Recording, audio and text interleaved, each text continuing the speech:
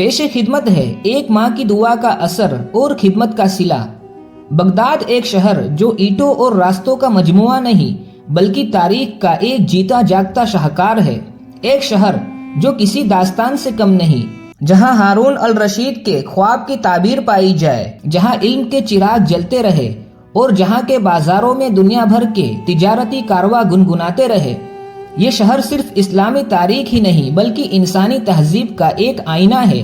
اس کی تاریخ میں ایسے ایسے واقعے چھپے ہوئے ہیں جو انسانی زندگی کو سوچنے پر مجبور کرتے ہیں۔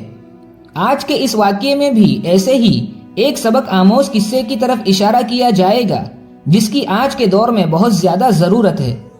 شہر بغداد میں ایک مشہور علاقہ واقع ہوا کرتا تھا جسے ہارونیہ کہا جاتا تھا۔ چونکہ یہ ہارون رشید کے دور کا ایک مشہور علاقہ تھا اس لیے اسے خلیفہ ہارون کے نام سے تشبیہ دی جاتی تھی۔ اس علاقے میں ایک شخص رہا کرتا تھا جس کا نام ابو حمزہ عمر بن خالد تھا، ایک نیک دیانت دار اور جس کے دل میں ہمدردی تھی رہا کرتا تھا۔ اس کی ایک بیوی جس کا نام فاطمہ بنت سعید تھا، دونوں اپنے ایک پرانے سے گھر میں ساتھ رہتے، دونوں اپنی عمر کے آخری دور میں جی رہے تھے۔ ان کے 5 بیٹے تھے جو اپنی اپنی زندگیوں میں مصروف تھے۔ کبھی کبھی اپنی مصروف زندگی سے وقت نکال کر اپنے بوڑھے ماں باپ سے ملنے آیا کرتے تھے۔ زندگی یوں ہی گزر رہی تھی۔ آخر وہ وقت بھی آ پہنچا جس سے ہر ایک کو گزرنا ہے۔ ابو حمزہ کے اس فانی دنیا سے جانے کا وقت قریب آ پہنچا۔ وہ چونکہ اپنی بیوی کے ساتھ ایک گھر میں رہا کرتا تھا، مرنے سے پہلے اس نے اپنی بیوی کو کچھ باتیں کہی اور آخر میں کہنے لگا، میرے مر جانے کے بعد تم اپنے بڑے بیٹے کے یہاں چلی جانا۔ مجھے امید ہے کہ ہم نے جو تربیت انہیں دی ہے اب وہ تمہارے کام آئے گی۔ ابو حمزہ کے انتقال کے بعد بوڑھی فاطمہ اپنے گھر میں اکیلی رہ گئی اور آخر اس نے اپنے بیٹوں کے گھر جانے کا فیصلہ کر لیا۔ فاطمہ سب سے پہلے اپنے بڑے بیٹے کے گھر چلی گئی اور وہاں رہنے لگی۔ بڑا بیٹا جس کا نام عبد الرحمن تھا اپنی بیوی بچوں کے ساتھ رہتا۔ وہ ایک مشہور کپڑے کا سوداگر تھا۔ شہر کے بازار میں ایک بڑی دکان جو ہر وقت مال اور منافع میں ہوا کرتی تھی۔ عبد الرحمن پورے دن اپنی دکان پر محنت کرتا اور رات کو تھکا ہارا گھر کو لوٹتا۔ اس کے لیے صرف مال جمع کرنا ہی اس کی زندگی کا مقصد تھا۔ عبد الرحمن کی بیوی اکثر اسے کہا کرتی، کب تک ہم تمہاری ماں کی ذمہ داری کے بوجھ کے تلے دبے رہیں گے؟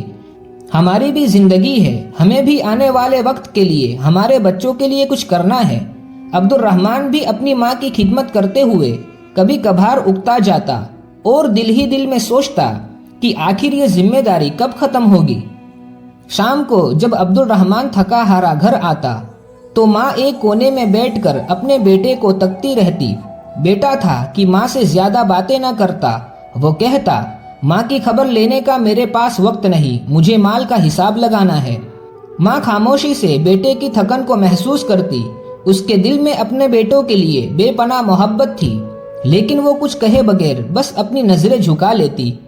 ابھی کچھ ہی وقت گزرا تھا کہ فاطمہ نے اپنے بیٹے کے رویے میں تبدیلی محسوس کی۔ فاطمہ کو محسوس ہونے لگا کہ اب اس کی بوڑھی ماں اس کے لیے ایک بوجھ بن گئی ہے۔ بیٹے کا یہ روٹھا رویہ اسے پریشان کرنے لگا۔ فاطمہ اپنی زندگی کے آخری ایام سکون سے گزارنا چاہتی تھی، لیکن عبد الرحمن کی بے رخی نے اسے غمگین کر دیا۔ کچھ عرصہ بعد بوڑھی فاطمہ نے بیٹے کو قریب بلایا اور کہا، بیٹا مجھے معلوم ہے کہ تم پر بوجھ بڑھ گیا ہے، لیکن تم فکر نہ کرو، میں اب زیادہ دن تمہارے ساتھ نہیں رہوں گی۔ 2-3 دن بعد میں اپنے دوسرے بیٹے کے پاس چلی جاؤں گی۔ تم اپنے کام اور زندگی پر دھیان دو، میرے لیے پریشان نہ ہونا۔ ماں کی یہ بات سن کر عبد الرحمن کچھ دیر خاموش رہا۔ ماں کی لڑکھڑاتی زبان سے یہ بات سن کر اس کے دل میں ایک پل کے لیے ندامت کی ہلکی سی لہر اٹھی، مگر اس کے لبوں پر کوئی الفاظ نہ آئے اور وہ کچھ کہے بغیر وہاں سے چلا گیا۔ کچھ دن گزارنے کے بعد بوڑھی فاطمہ اپنے بیٹے یحییٰ ابن عمر کے پاس چلی گئی۔ دوسرا بیٹا کسان تھا جو زمین کا مالک تھا، اس کے پاس کھیتی باڑی تھی، یہ اپنی فصلوں اور باغوں میں مصروف رہتا۔ یحییٰ کے پاس بھی مال و دولت کی کمی نہ تھی۔ عبد الرحمن کے گھر سے جانے کے بعد فاطمہ اپنے دوسرے بیٹے یحییٰ اور اس کی بیوی مریم کے ساتھ رہنے لگی، مگر افسوس دوسرے بیٹے کا رویہ بھی قابل افسوس تھا۔ اس کا کہنا تھا اگر میں کام نہ کروں اور ماں کی خدمت میں اپنا وقت ضائع کروں تو میری فصل برباد ہو جائے گی۔ ماں کے پاس جانے کا میرے پاس وقت نہیں ہے، مجھے اپنی فصلوں کے بارے میں سوچنا ہے۔ اس کے لیے اپنی کھیتی کی مصروفیت ماں سے زیادہ اہم تھی۔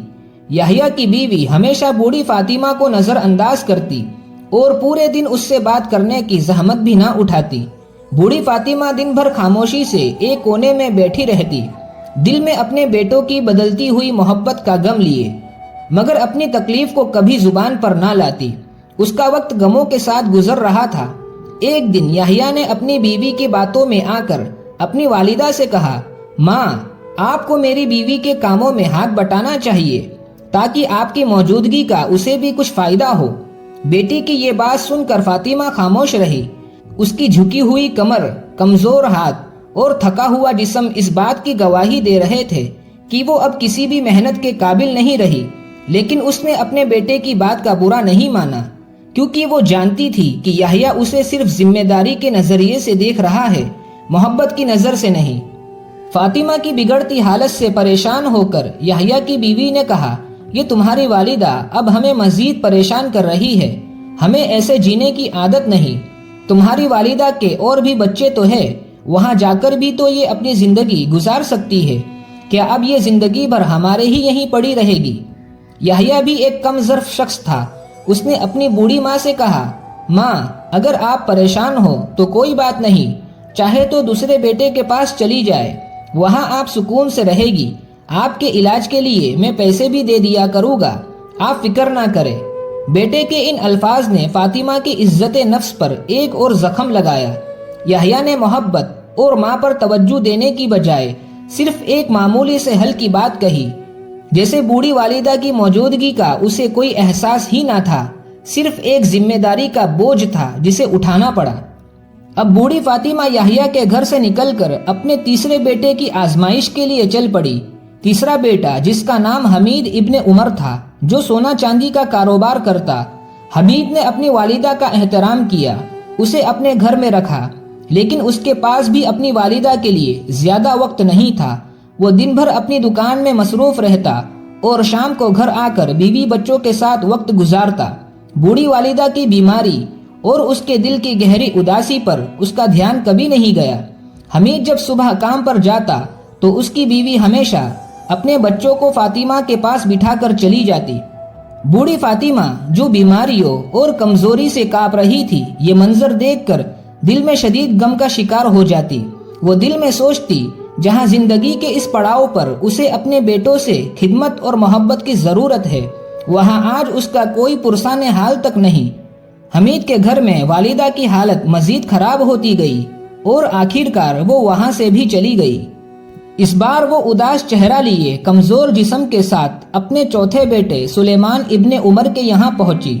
چوتھا بیٹا، جو بالکل آوارہ تھا، غلط صحبت نے اسے دھوکے باز اور لالچی انسان بنا دیا تھا۔ سلیمان اپنی والدہ کو استقبال کرنے کے لیے بہت خوش تھا۔ سلیمان کی خوشی محض لالچ کے باعث تھی، نہ کہ اپنی والدہ سے محبت کی بنا پر۔ اس کا خیال تھا کہ والدہ کے پاس جو کچھ بھی والد چھوڑ گئے ہوں گے، میری خدمت کرنے پر میری والدہ وہ سب کچھ مجھے دے جائے گی۔ یہی سوچ کر سلیمان نے اپنی والدہ کو عزت دی اور کہا، والدہ، آپ کو یہاں رہنے میں کوئی تکلیف نہیں ہوگی۔ وقت کے ساتھ ساتھ سلیمان کو پتا چلا کہ بوڑھی ماں کے پاس کوئی مال و دولت نہیں ہے، تو اس نے بھی اپنی ماں کو نظر انداز کرنا شروع کر دیا۔ سلیمان کی بیوی نے بھی فاطمہ کو ایک بوجھ سمجھ کر اس کی کوئی خدمت نہیں کی، بلکہ الٹا تکلیف دی۔ وہ ہمیشہ شکایت کرتی رہتی اور بوڑھی فاطمہ کو اپنے کاموں میں رکاوٹ سمجھتی۔ وہ ہمیشہ کہا کرتی کہ میں گھر کا کام کروں یا تمہاری والدہ کے پیچھے لگی رہوں، اب یہ مجھ سے اور برداشت نہیں ہوتا۔ فاطمہ کے دل پر کئی زخم لگ چکے تھے۔ اپنے چاروں بیٹوں کے ان رویوں نے اسے غمگین کر دیا تھا۔ سلیمان بھی اپنے مال جمع کرنے کی حرص میں اتنا مگن تھا کہ اس نے اپنی ماں کی حالت پر کوئی دھیان نہیں دیا۔ اس دوران فاطمہ کی صحت اور جسمانی حالت تیزی سے بگڑنے لگی اور آخر کار ایک دن سلیمان نے بھی جواب دے دیا اور کہا، ماں، تم یہاں نہیں رہ سکتی، میرے پاس اتنا وقت اور اتنا پیسہ نہیں ہے کہ تمہیں ہر وقت دیکھوں اور تمہارا علاج وغیرہ کروا سکوں، تمہیں کہیں اور جانا ہوگا۔ سلیمان کے اس بے درد الفاظ پر فاطمہ نے دل برداشتہ ہو کر آخرکار اپنے سب سے چھوٹے بیٹے قاسم ابن عمر کے یہاں جانے کا فیصلہ کیا۔ قاسم ابو حمزہ کا سب سے چھوٹا اور کم عمر بیٹا تھا جو ایک غریب اور محنتی شخص تھا۔ قاسم ایک چھوٹی سی روٹی کی دکان پر محنت مزدوری کا کام کرتا تھا۔ دن بھر قاسم محنت کرتا اور جو کچھ بھی کماتا وہ اپنی ماں اور بیوی پر خرچ کرتا۔ اپنی ماں کے لیے دوائیوں کا بندوبست کرتا اور دن بھر محنت کر کے اپنے گھر کا خرچ چلانے کی کوشش کرتا۔ اس کی بیوی جس کا نام سفینہ تھا وہ بھی کافی ایماندار اور رحم دل تھی۔ وہ بوڑھی فاطمہ کا دل سے خیال رکھتی، وہ ان کی بیماری اور بڑھاپے کو سمجھتی اور ہمیشہ اپنی ماں کی طرح ان کی خدمت میں لگی رہتی۔ بوڑھی فاطمہ نے جب قاسم اور اس کی بیوی کی محبت اور احترام دیکھا تو دل ہی دل میں خوش ہوئی اور انہیں بہت دعائیں دینے لگی۔ ہر روز قاسم اپنی والدہ کے ساتھ آ بیٹھتا، اس سے گفتگو کرتا، اسے ہنساتا، اس سے دل لگی کرتا اور ہر روز کام پر جانے سے پہلے اپنی ماں کے قدموں کو بوسہ دیتا۔ وقت گزرتا گیا اور فاطمہ اپنے چھوٹے بیٹے کے گھر میں خوشی خوشی زندگی گزارنے لگی۔ اس کی زندگی میں سکون اور محبت واپس آئی اور وہ اس بات پر شکر گزار تھی کہ آخرکار اسے وہ عزت ملی جس کی وہ ہمیشہ سے حقدار تھی۔ بالآخر فاطمہ کے آخری دن بھی قریب آ گئے اور وہ شدید بیمار پڑ گئی۔ قاسم اپنی ماں کی ایسی حالت دیکھ کر بے حد غمگین ہوتا اور اکثر رو پڑتا، کیونکہ وہ اپنی والدہ کو ایک بوجھ نہیں بلکہ حقیقی معنوں میں ماں کے رتبے سے دیکھتا تھا۔ اس کے دل میں والدہ کی عزت اور محبت کا سمندر تھا اور وہ ہر ممکن کوشش کرتا کہ اپنی والدہ کی خدمت میں کوئی کمی نہ رہ جائے۔ قاسم کے آنسو اور اس کی فکر والدہ کی زندگی کے ان آخری دنوں میں اس کے لیے ایک تسلی اور سکون کا باعث بنے۔ بوڑھی فاطمہ نے قاسم کی محبت دیکھ کر اسے اپنے قریب بلایا اور اپنی لڑکھڑاتی دھیمی آواز میں کہا، بیٹا، میرے آخری دن قریب ہے، میری سانسیں اب گنتی کی رہ گئی ہے، لیکن اللہ تمہیں ہمیشہ خوش اور آباد رکھے۔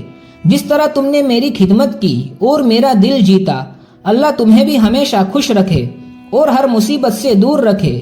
قاسم نے غمگین لہجے میں جواب دیا، والدہ، اللہ نہ کرے کہ آپ ہمیں چھوڑ کر چلے جائیں، آپ کے بغیر ہم کیسے جی سکیں گے؟ فاطمہ نے مسکراتے ہوئے کہا، بیٹا، یہ تو زندگی کی حقیقت ہے، ہر شے کو فنا ہونا ہے۔ جو دنیا میں آیا ہے وہ دنیا سے ایک نہ ایک دن اکیلا ہی گزر جائے گا، نہ کوئی ساتھ آیا تھا اور نہ کوئی ساتھ جائے گا۔ مجھے بھی اپنے خالق کے حقیقی کے پاس جانا ہوگا۔ قاسم نے غمگین لہجے میں کہا، والدہ، کیا آپ مجھ سے خوش ہیں؟ میں وہ خدمت نہیں کر سکا جس کی آپ حقدار تھی۔ میری بیوی بھی کم عقل ہے، لیکن اگر آپ کے دل میں کوئی گلا شکوہ ہے تو ہمیں ضرور بتائے اور اپنا غم ہلکا کیجیے۔ قاسم کی بات سن کر فاطمہ نے گہری سانس لی اور قاسم کو کہا، بیٹا، ایک آخری بات ہے جو میں تم سے کرنا چاہتی ہوں اور یہ ایک بڑی امانت ہے۔ میں نے اپنی زندگی میں تم پانچوں بیٹوں کا امتحان لیا، لیکن اس آزمائش میں صرف تم کامیاب ہوئے۔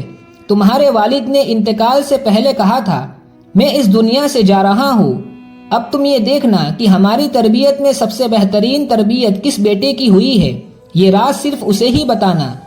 بیٹا، میں نے اور تمہارے والد نے ہر حال، ہر پریشانی جھیل کر بھی کبھی اپنے بچوں کو کوئی تکلیف پہنچانے نہ دی۔ ہمارے لیے غریبی کے عالم میں بھی اپنے پانچوں بیٹوں کو پالنا آسان اور محبت کا باعث تھا، لیکن افسوس کہ ایک ماں کو پالنے اور اس کے آخری وقت میں محبت دینے کے لیے بھی تمہارے بھائیوں کے پاس وقت نہ تھا۔ ان کے لیے ان کی مزدوری، ان کی مصروفیت اپنی والدہ سے زیادہ ضروری تھی، لیکن میں اللہ کا شکر ادا کرتی ہوں کہ اس نے مجھے تم جیسا ایک فرما بردار بیٹا دیا۔ اب میری بات دھیان سے سنو۔ بیٹا، میرے مرنے کے بعد تم بغداد کی ایک گلی جس کا نام سوق السادہ ہے وہاں جانا۔ وہاں گلی میں ایک شخص رہتا ہے جس کا نام یامیم ہے۔ تم اس بوڑھے شخص کے پاس جانا اور اس سے کہنا کہ میری والدہ فاطمہ بنت سعید ہے، وہ وفات پا چکی ہے اور وہ امانت جو میں نے اس کے پاس رکھی تھی وہ تمہیں دے دے۔ فاطمہ نے اپنے بیٹے کے کندھے پر ہاتھ رکھ کر کہا، جو امانت وہ دے وہ تمہارے لیے ہے، اسے اپنے بیوی بچوں کی زندگی کو بہتر بنانے کے لیے استعمال کرنا، یہ میرا تمہارے لیے آخری تحفہ ہے، اور یاد رکھنا اپنے بھائیوں کو اس بارے میں نہ بتانا اور اس میں سے انہیں کچھ بھی نہ دینا، بالآخر فاطمہ اس دنیا سے رخصت ہو گئی۔ والدہ کی وفات کا غم قاسم کے دل پر بوجھ بن کر گرا۔ اس کی آنکھیں آنسوؤں سے بھری ہوئی تھی اور دل میں ایک بے پناہ خالی پن تھا۔